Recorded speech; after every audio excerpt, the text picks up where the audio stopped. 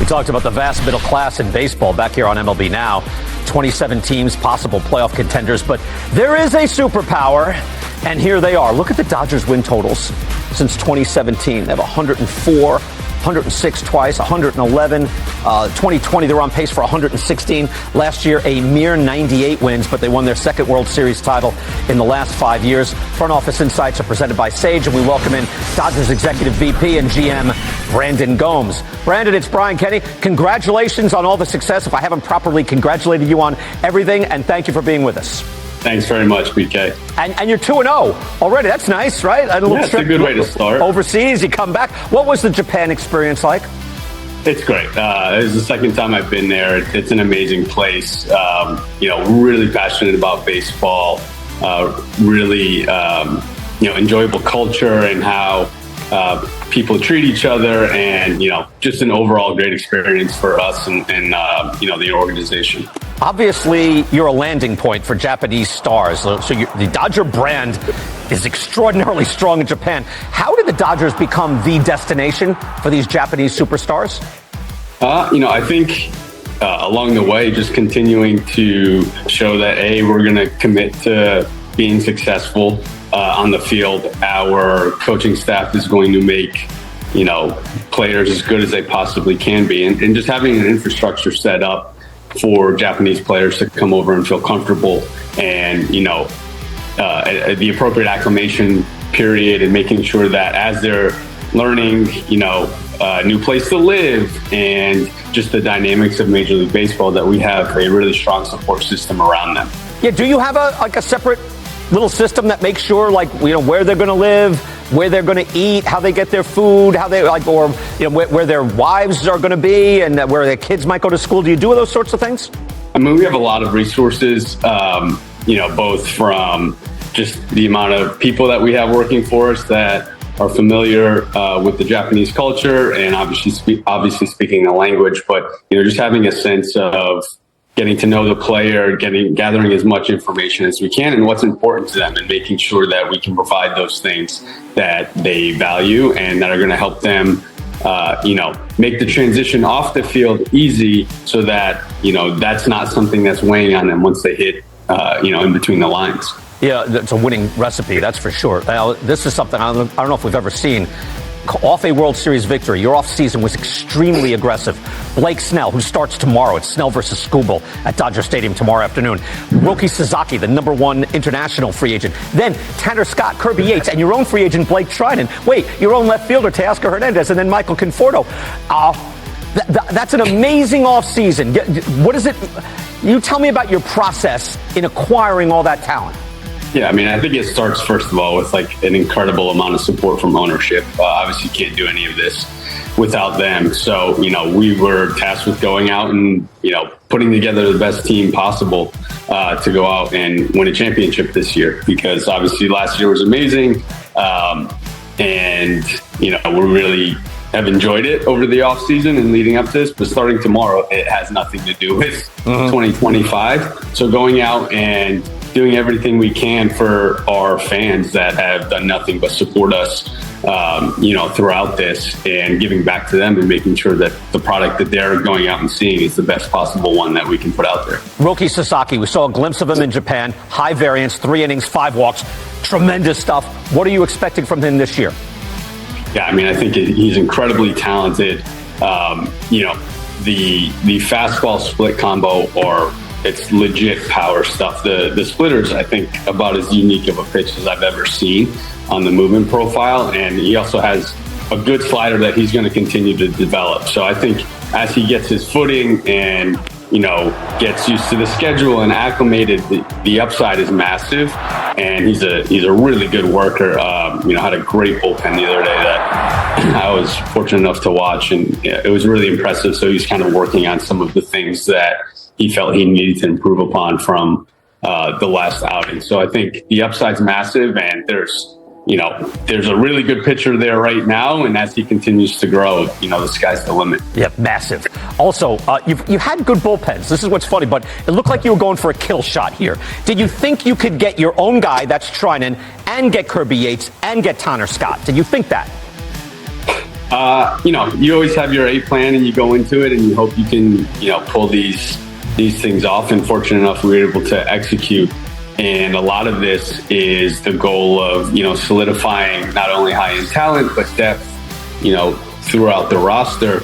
And a lot of it is to make sure we're not going out in July and buying. We know how expensive things can be as far as prospect costs at that time. And if you win the World Series, then absolutely everything's worth it. But you can't guarantee that. So trying to stay out of that as much as possible and making sure that the team we're putting together right now is a team that we feel confident in that can make a deep run into the postseason and ultimately win another championship. I think that alone makes people most nervous, although you make a lot of people nervous. I just wonder, I know this is unfair, but Shohei Ohtani, when do you think he'll start? Approximately how many innings do you think he'll throw this year? Yeah, I mean, we're not really focusing on like how many innings or any of that.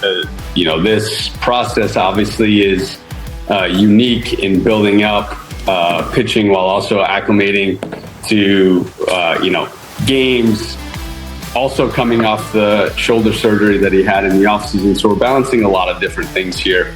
He's feeling good. He's throwing flat grounds right now. And I think the most important thing for us is that when Sho comes back, that he's feeling good, that he's able to execute his stuff at, the high level that he's accustomed to, and making sure that when he does come, we feel good about him running deep into the postseason. By the end of the year, though, you expect him to be in a regular rotation? Is that fair to say? Yeah, that's the thought. Absolutely. Okay. How is Mookie Betts quickly? I know he's lost a lot of weight. He's been sick. How is he?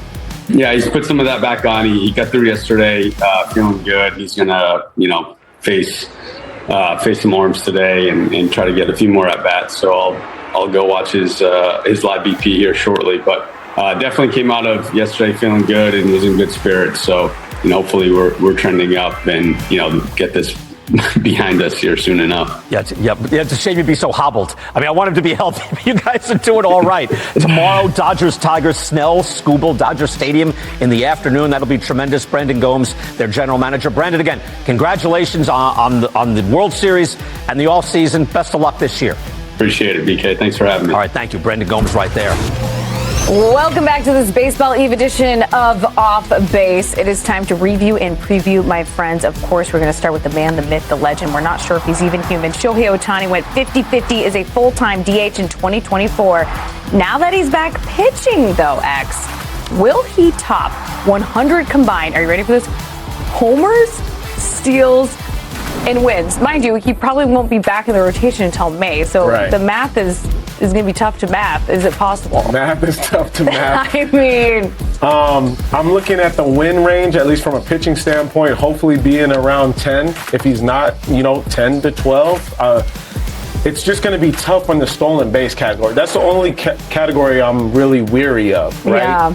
I believe that he could hit 50. I believe that he could possibly hit 60 too. But there's going to be more of a toll on him now starting as a pitcher. Right. I don't know if the offensive numbers necessarily come down, but I know the base running numbers are going to come down. And I think he's even, and Dave Roberts has even mentioned that those will probably come down. So I hate to not put something past him. He won 10 games in 2023, so 45-45-10. But he's not. Whatever the split may be. He's not stealing 45. So I would have to say he's going to hit 60, steal 30, and win 10 games. Call your shot, Shohei Ohtani. He's doing it, 60 home runs in 2025. Let's go. Now that I'm thinking about it, he could hit 60. Why not? But also, 30, I feel like it's still a step down from 50, how many stolen base, 53, something like that? Yeah, I think it was 53. So 59, and then he was, okay. 54. Maybe, you know what? I'm not putting it past him. Yeah, 100, 60 homers, 30 stolen bases, 10 wins. I am never going to underestimate Shohei Ohtani or tell him he cannot do anything. So, yeah, why not? Sign him up. Okay. ついにこの時がやってきた。ロサンゼルス、ドジャースの背番号17、令和の怪物、大谷翔平が約1ヶ月ぶりにマウンドに帰ってき、球体を震撼させた2度目の右肘手術を乗り越え、大谷がいよいよ土曜日のブルペン投球で本格的な投手復帰への第一歩を踏み出す。デーブ・ロバーツ監督は興奮を隠せない様子で、ついに翔平がマウンドに立つ。ドジャースにとってこれ以上の朗報はない。と喜びを爆発させている。約1ヶ月間、投手としてはマウンドを離れていたが、大谷が一瞬たりとも止まっていたわけではない。驚異的な回復力と、まさに超人離れした身体能力で打者としては春季キャンプからフル稼働、投げていない。とはいえ、遠投練習では軽々と90フィートを投げ、豪快なスイングでホームランを量産。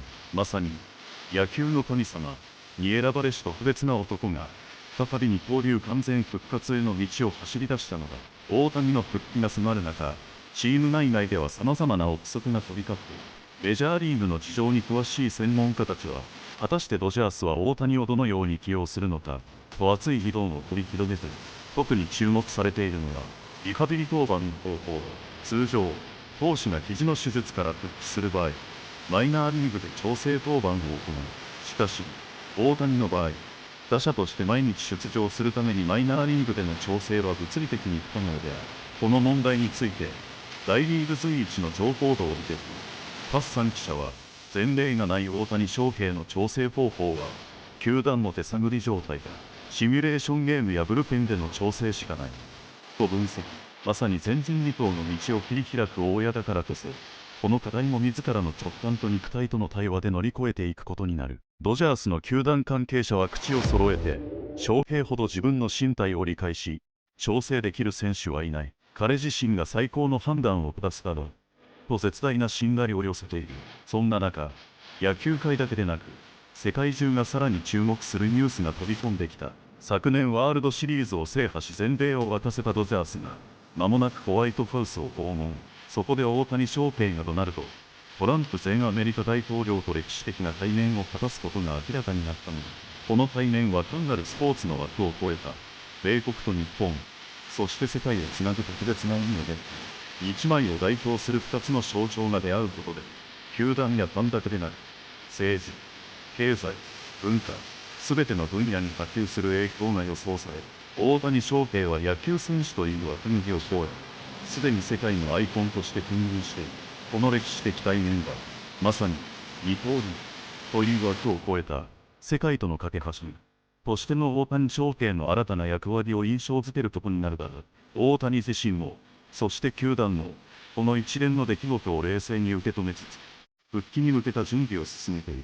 現在のところ、ドジャースは大谷を投手として本格的に起用する時期をシーズン半ばに設定し、プレーオフに向けて万全な調整を目指している。